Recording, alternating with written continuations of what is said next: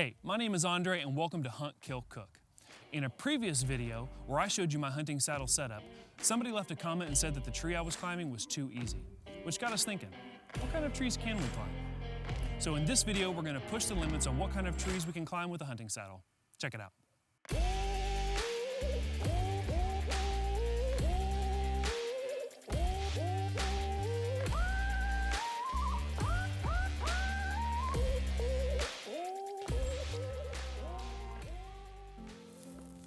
Okay, so normally my tether, which is the part that holds me onto the tree while I'm actually hunting, is the last thing to come out of my bag. But because we're climbing a difficult tree, there's gonna be times where I'm gonna need to tie the tether onto the tree and then take my linesman's belt off so I can get over branches or whatever. So with this case, it's gonna be the first thing to come out of my bag.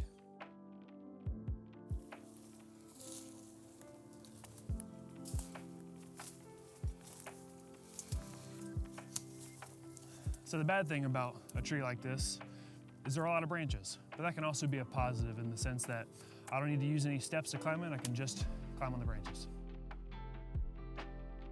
So, nobody said these types of trees would be easy to climb. We just are saying that you can climb them and use your saddle, and it's a good tool for that. Ideally, you would have come in pre-season, trimmed up the branches and made a path and made it easier for yourself in the dark and that sort of thing. But for this example, we're just going as is, no trimming, no preparation of the tree, just to prove that we can climb it. Okay, from this point is a good spot to tie in my linesman's belt. I'm still, I don't know, maybe 8 feet off the ground.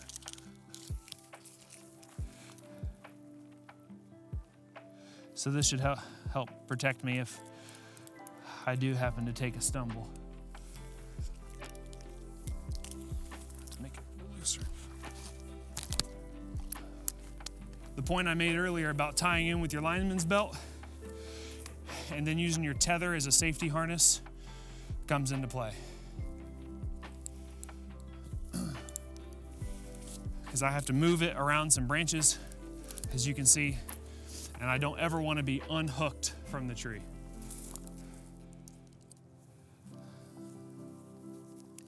All right, now I'm clipped in. I can take off my lineman's belt and make my way around the branches.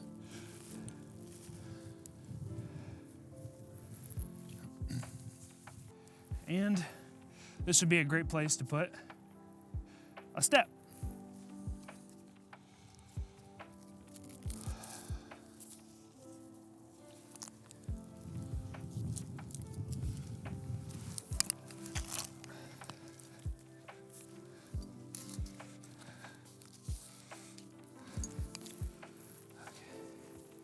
I can tighten up my lineman's belt.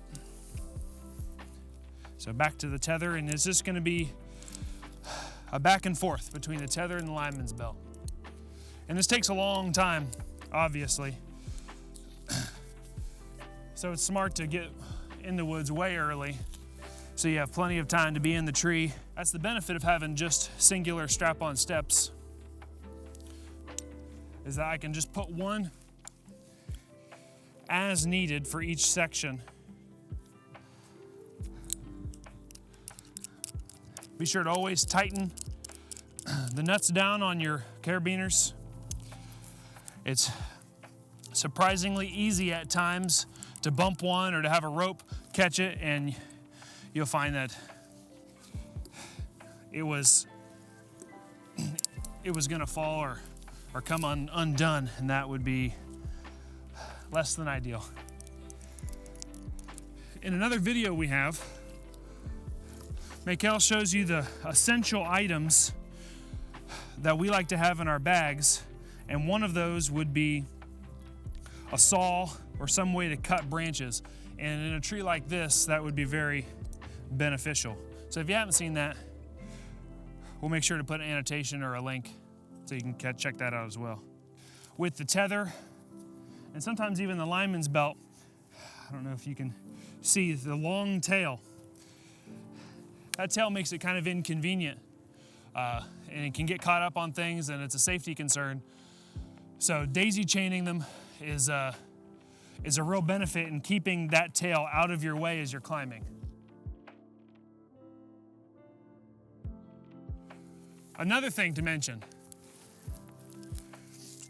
be careful about your eyes. In a tree like this with a bunch of branches and offshoots, it's really easy to get poked in the eye, especially at night. It might be worth it to go as far as even having a pair of safety goggles. I know that's something that you might not want to carry, or some safety glasses, but in this case, if it means saving your vision, it could be worth it.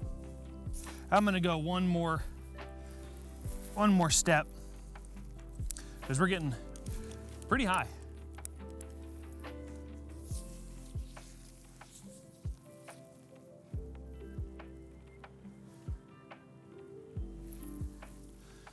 And because I used a lot of branches to climb up, I really saved on the steps I had to put on the tree, which really helped me get way higher in the tree than I otherwise would have.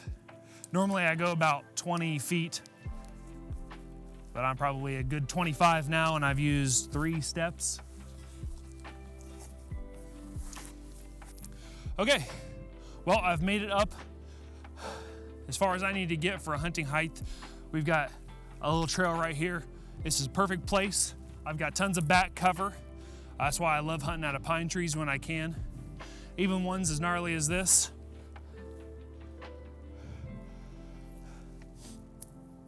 And again, cutting some branches, coming in pre-season and trimming up this tree to make it easier to climb and quieter to climb would absolutely be a good idea. But sometimes you just find the right spot and you got to set up where you are, how it is. And so that's why I think these strap-on steps with a hunting saddle is the way to go. All right, there you have it. We climbed the gnarliest tree we could find, just to show that the hunting saddle and these steps are amazing tools to up your hunting game. Don't forget to like this video and subscribe to our channel. We really appreciate it. If you have any suggestions or thoughts, leave a comment down in the comment section below, and maybe we'll feature you or make a whole new video based on your comment. Thanks for watching.